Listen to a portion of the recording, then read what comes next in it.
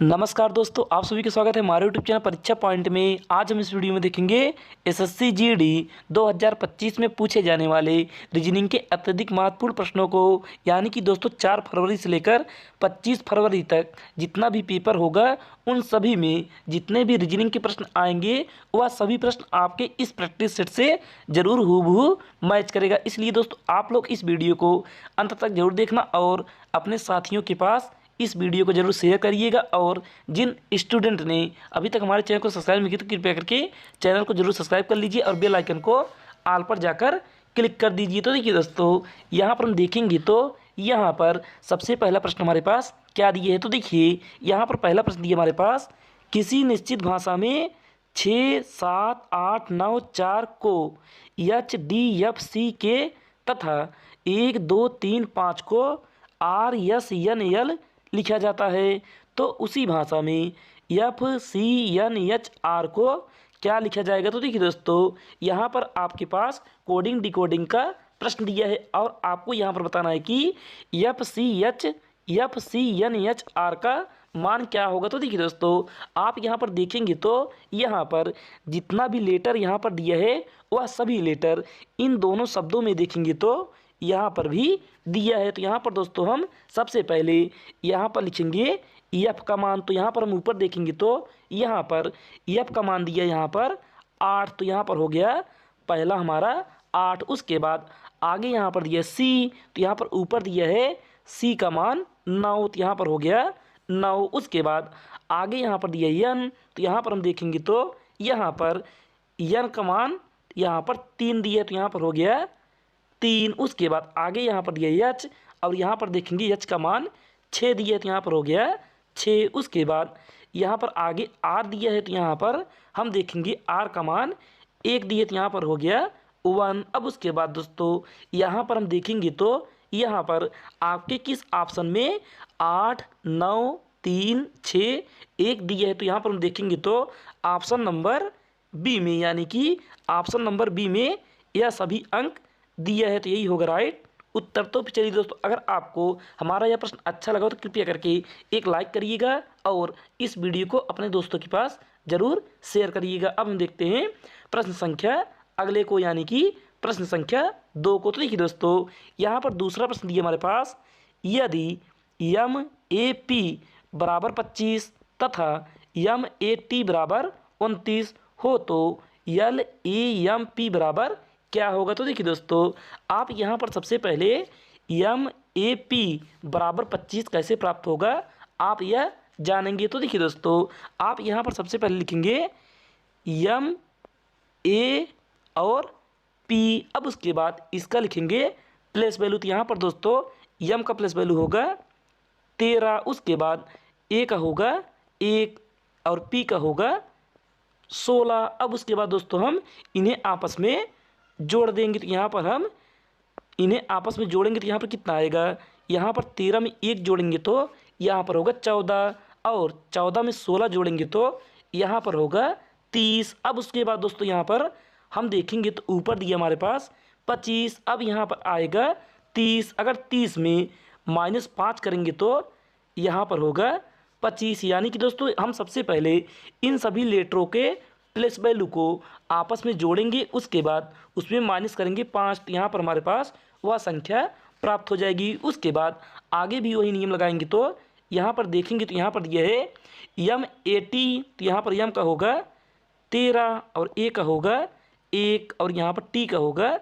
20। अब उसके बाद दोस्तों इसे जोड़ेंगे तो यहाँ पर कितना आएगा, यहाँ पर इसे जोड़ेंगे तो यहाँ पर हमारे पास कितना होगा, 13 में 20 जोड़ेंगे तो यहाँ पर होगा हमारे पास 33 और 33 में 1 जोड़ेंगे तो होगा 34 और 34 में दोस्तों अगर हम 5 माइनस करेंगे तो यहाँ पर होगा 29, जो कि यहाँ पर ऊपर 29 हमारे पास दिया है। उसी प्रकार से आगे दोस्तों यहाँ पर हम LAMP का मान निकालेंगे। तो देखिए आप यहाँ पर सबसे पहले L का लिखेंगे प्लेस वैल्यू, तो L का होगा 12। उसके बाद यहाँ पर लिखेंगे A का होगा 1। उसके बाद M का लिखेंगे तो यहाँ पर होगा 13। उसके बाद P का लिखेंगे तो यहाँ पर होगा 16। अब उसके बाद दोस्तों यहाँ पर करेंगे -5। तो देखिए दोस्तों आप यहाँ पर अगर 12 में 1 जोड़ेंगे तो यहाँ पर होगा 13, और 13 में 13 जोड़ेंगे तो यहाँ पर होगा 26, और 26 में अगर हम 16 जोड़ेंगे तो यहाँ पर दोस्तों कितना होगा,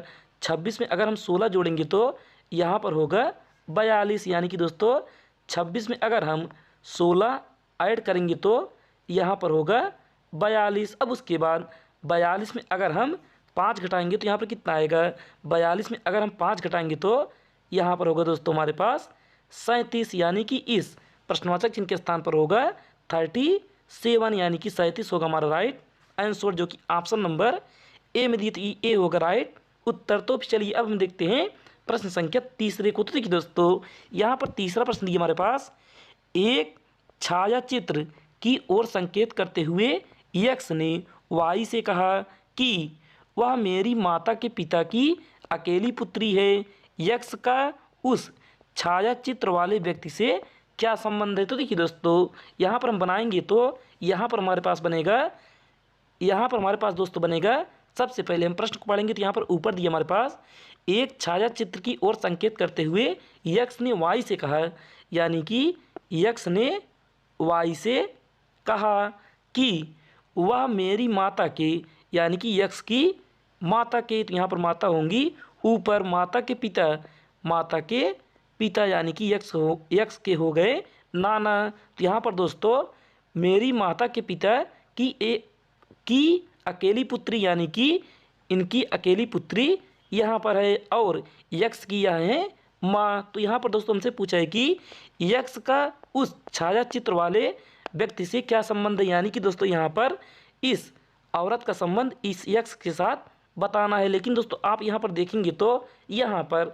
यक्ष का जेंडर ना ही वाई का जेंडर क्लियर है, यानी कि ना तो यक्ष का जेंडर पता है ना ही वाई का जेंडर पता है कि यक्ष महिला है कि पुरुष। तो यहाँ पर दोस्तों हम बताएंगे कि ऑप्शन नंबर ए, यानी कि तय नहीं कर सकते, यानी कि यही होगा राइट उत्तर। तो चलिए अब हम देखते हैं प्रश्न संख्या 4 को। तो देखिए दोस्तों यहाँ पर चौथा प्रश्न दिया हमारे पास, अरूड़ा का क्रम 46, यहाँ पर चौथा प्रश्न दिया हमारे पास, अरूड़ा का क्रम 46 छात्रों के वर्ग में बना हुआ है, अंतिम से उसका क्रम क्या होगा। तो देखिए दोस्तों आप यहाँ पर देखेंगे तो यहाँ पर आपके पास प्रश्न दिया है ऑर्डर रैंकिंग का। तो देखिए आप यहाँ पर सबसे पहले इस प्रश्न को हल करने से पहले आपको एक सिंपल फार्मूला याद होना चाहिए। तो देखिए दोस्तों वह फार्मूला होगा हमारा टोटल संख्या बराबर left side plus right side minus 1, यानी कि दोस्तों यहाँ पर अगर हमारे पास ऊपर से दिया रहे या फिर अंतिम से या फिर नीचे से या फिर आगे से, तो यहाँ पर दोस्तों हम यही फार्मूला लगाएंगे। तो देखिए आप यहाँ पर टोटल के स्थान पर लिखेंगे 46, तो यहाँ पर हो गया 46, उसके बाद यहाँ पर बराबर, अब यल के स्थान पर लिखेंगे आप 12, तो यहाँ पर लिखेंगे हम 12, उसके बाद यहाँ पर प्लस आर माइनस 1। अब उसके बाद दोस्तों यहाँ पर हम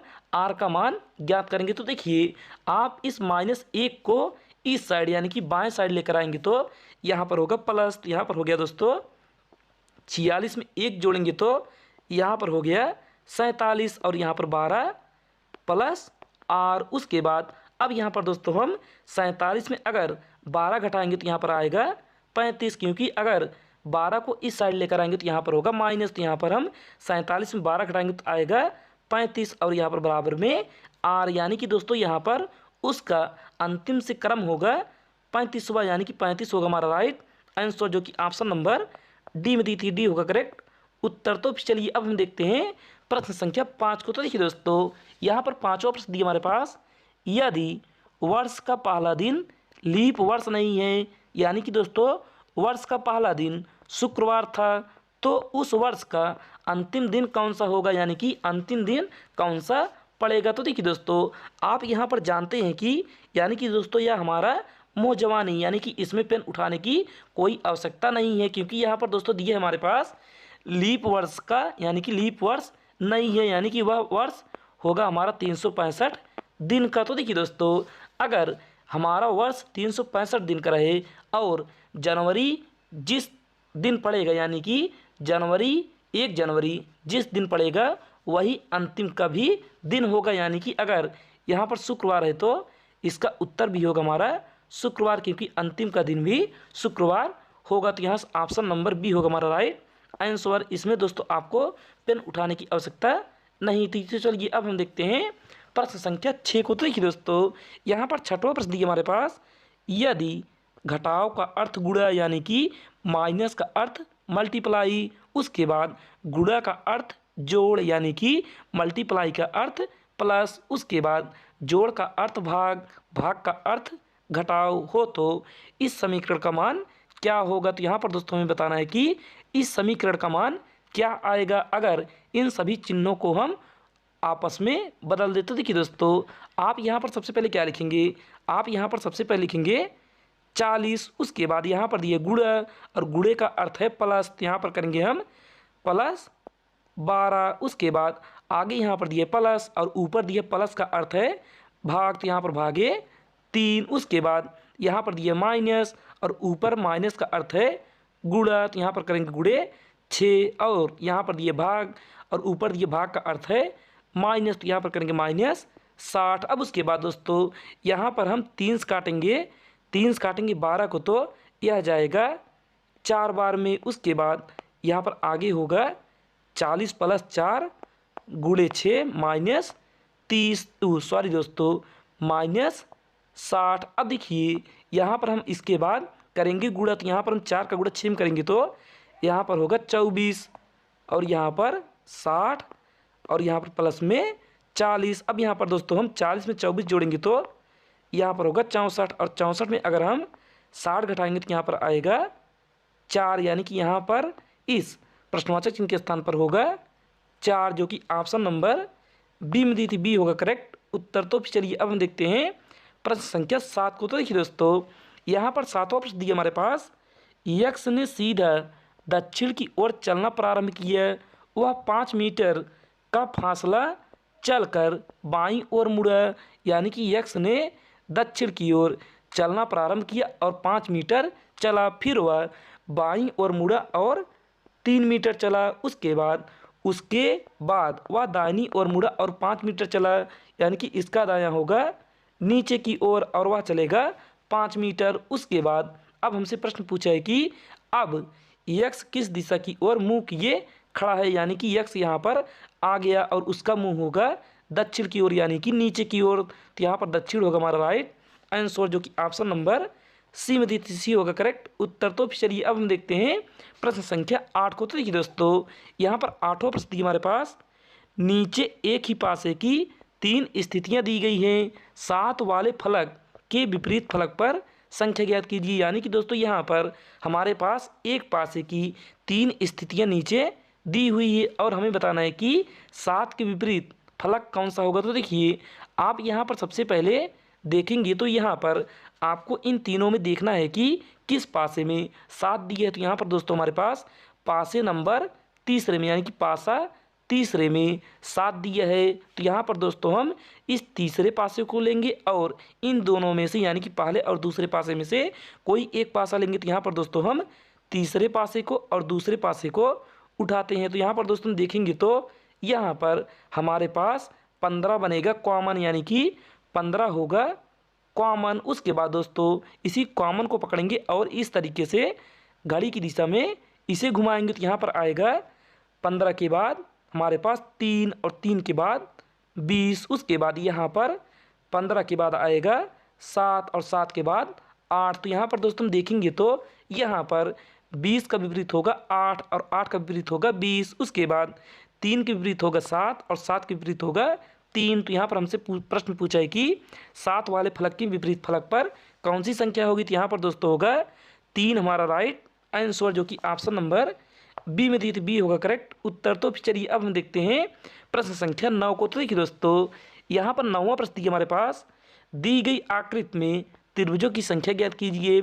यानी कि नीचे हमारे पास एक आकृति दी हुई है और हमें बताना है कि इसमें टोटल त्रिभुजों की संख्या कितनी होगी। तो देखिए दोस्तों, आप यहाँ पर देखेंगे तो यहाँ पर आपको सबसे पहले इस तरीके का एक आकृति दिखाई देगा। तो यहाँ पर दोस्तों इसमें होगा टोटल 3 त्रिभुज। तो यहाँ पर दोस्तों देखेंगे तो यहाँ पर हो गया 3 त्रिभुज। उसके बाद इसी प्रकार से इसके ऊपर भी इसी प्रकार से दिए, तो यहाँ पर हो गया 3 और त्रिभुज। अब उसके बाद दोस्तों यहाँ पर 3 त्रिभुज और बनेगा, और उसके बाद एक त्रिभुज हो गया या बड़ा वाला, यानी कि एक त्रिभुज यहाँ से। अब इसे हम दोस्तों टोटल करेंगे तो टोटल कितना होगा, यहाँ पर इसे टोटल करेंगे तो 3 3 6, 3 तो लग 9, 1 10, और दोस्तों यहाँ पर एक बनेगा या छोटा वाला त्रिभुज, यानी कि यहाँ पर हो गया 11, यानी कि इन सभी का टोटल करेंगे तो टोटल होगा हमारे पास 11 त्रिभुज, जो कि ऑप्शन नंबर सी में दी थी, सी होगा राइट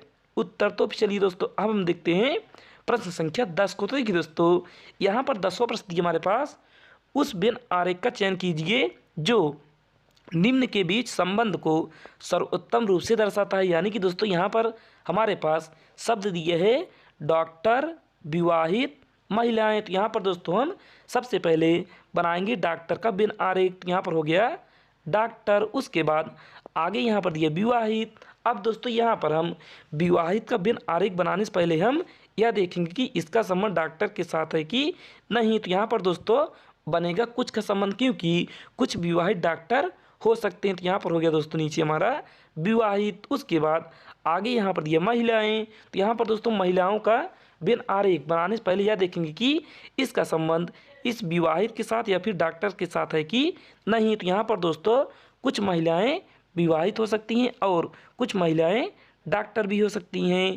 तो यहाँ पर दोस्तों बनेगा इस प्रकार से, यानी कि दोस्तों इस प्रकार का डायग्राम हमारा राइट होगा, यानी कि सही होगा। तो यहाँ पर दोस्तों देखेंगे तो ऐसा डायग्राम, यानी कि ऐसा वेन आरेख हमारे ऑप्शन नंबर बी में, यानी कि ऑप्शन नंबर बी में दी थी, बी होगा राइट उत्तर। तो फिर चलिए दोस्तों अगर आपको हमारा वीडियो अच्छा लगा तो कृपया करके वीडियो को सबसे पहले लाइक करिएगा, और चैनल को अभी तक सब्सक्राइब नहीं किया तो कृपया करके चैनल को ज़रूर सब्सक्राइब करिएगा, और इस चैनल को या फिर इस वीडियो को ज़रूर शेयर करिएगा। आज के लिए बस नहीं, धन्यवाद।